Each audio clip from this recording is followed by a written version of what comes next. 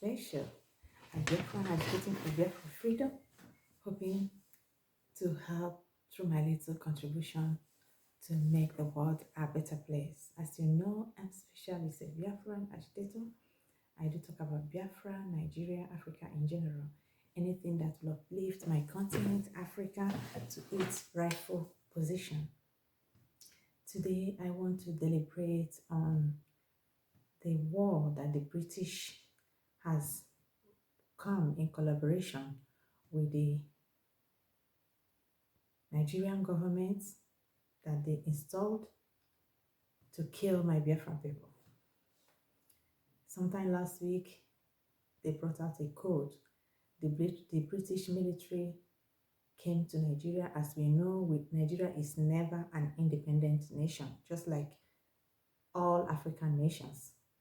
But in the case of Nigeria and West Africa in particular, their interest is still as fresh as it was in the beginning.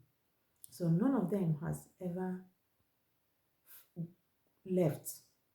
They are the one controlling who stays there, who do what, who says what, because they are in charge.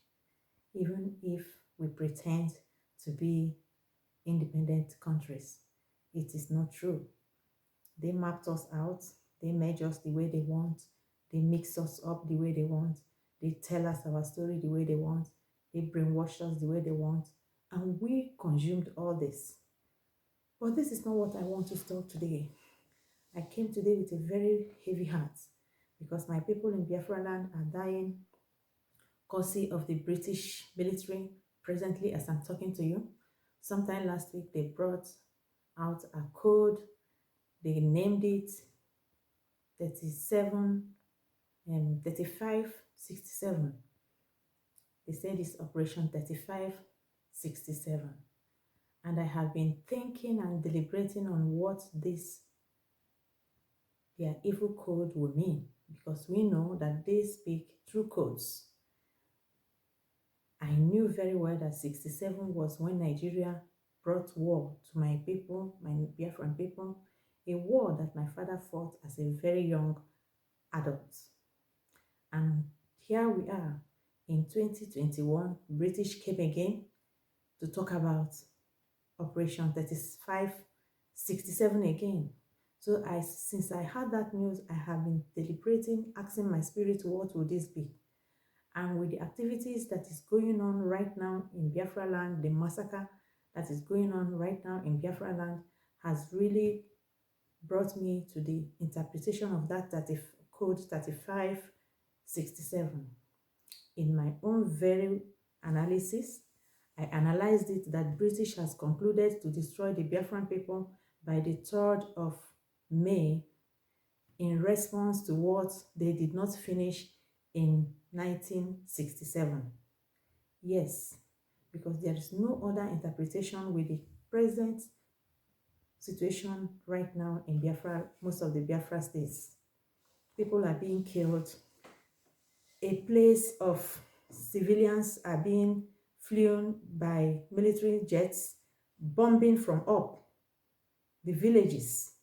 People ran away, leaving their doors open, all in the courtesy of British.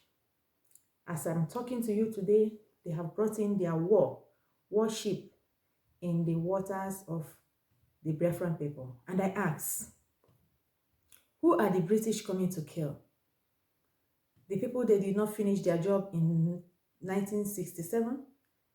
They massacred 6 million of us through hunger, through everything, lied to the whole world. What was the problem? What are we dragging? The problem is that we refuse to be under their company.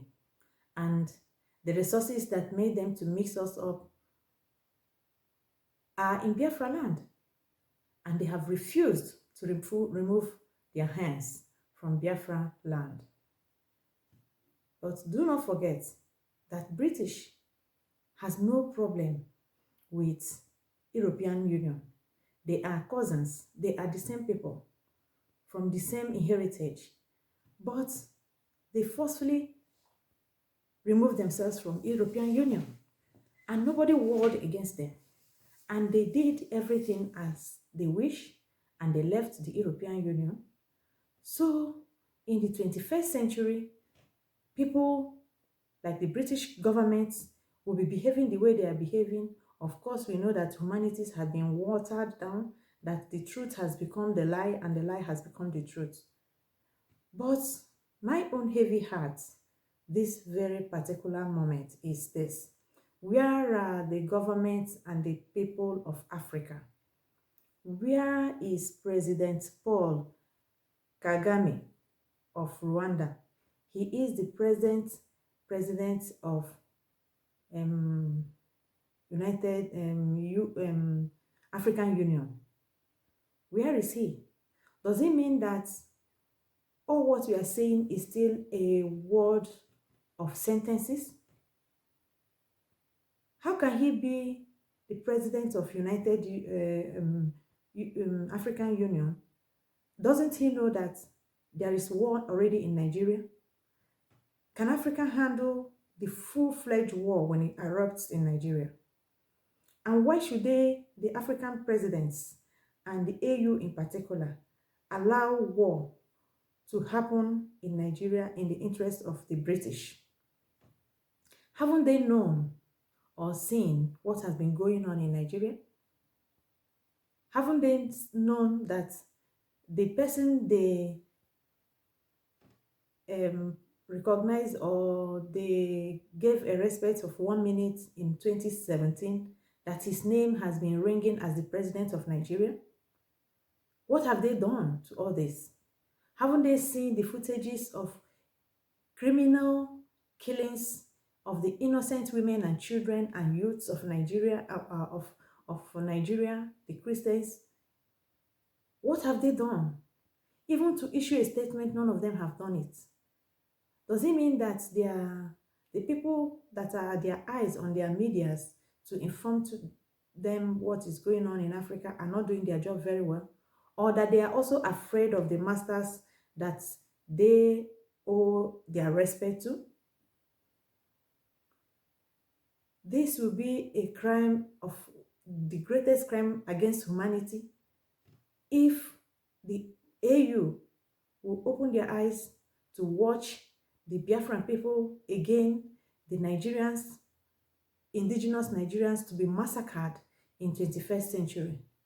If every other person in the world keeps quiet, I don't expect the African Union to do so. But unfortunately, the rulers that they have used to divide us in pieces, making us to think that each country of Africa or each nation of Africa is a continent of its own, has really damaged our thinking faculties. And for Britain, I tell you, you will never have peace. The British government, Boris Johnson, I am telling you this, and the people in the parliament of the British, I know some Nigerians are there, but unfortunately, when we find ourselves in positions as Africans, instead of us to use those positions to help the speechless and the voiceless in our society where we are coming from, knowing fully well what drove us out where we are coming from, we will better take the advantage of answering big men or big women, or using it as a position above others where you are coming from, which is a very, very unfortunate situation.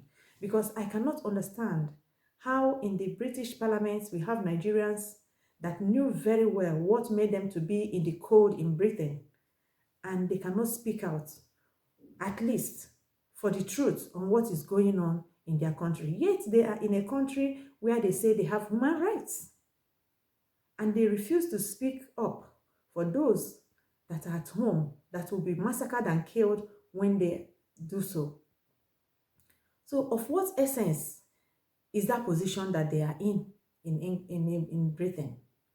But my message to Boris Johnson this particular time is that as far as God lives, from now on, calamity will befall Britain and its governments. The government of Britain will never know peace. Everything that they are stealing from Biafra land, the oil that are making them to spill the innocent blood, will consume them. As they come with their ship to massacre the Biafran people, for the Fulani to take our land so that they will keep controlling them, telling them what to do, and be taking free oil. The God that created human, that created those Biafra people and the British people and the human being in this very 21st century around the world, will show up his power, and the British will never go scot-free on this. Let everybody in the world close their eyes, but the Lord that sees in secret will not close his eyes against his people. And they will go in shame. Calamity will befall them.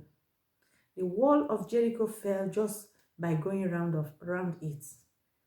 We will war you people with our prayers and with the little courage that we have as our men that you have been killing. The spirit of the dead will not permit you to do what you have come without your worship to do in Nigeria. That worship, I decree, must surely catch fire. And you, as a Biafran, wherever you are around the world, whatever you can use to fight this war, rise up and fight. Do you know how to write petition? Petition the African Union. Do you know how to go again around about the law? Do it now. You, the constitutional men, confusion in Biafra land, the time of constitution has come. A sovereign nation, as you claim to be, another nation or country is interfering in your affairs. When this bomb will shield or will sound, they will not know whose surname or whose compound it will fall on. You may be abroad with your families, but all your cousins, all your relatives and your in-laws and your village people, they are not all in abroad. So they will get the test of the war. If you all kept quiet for this music that the British has brought against the innocent Biafrans to be played. That's what I want to say. Thank you, and do not forget to subscribe to N Special. Good night.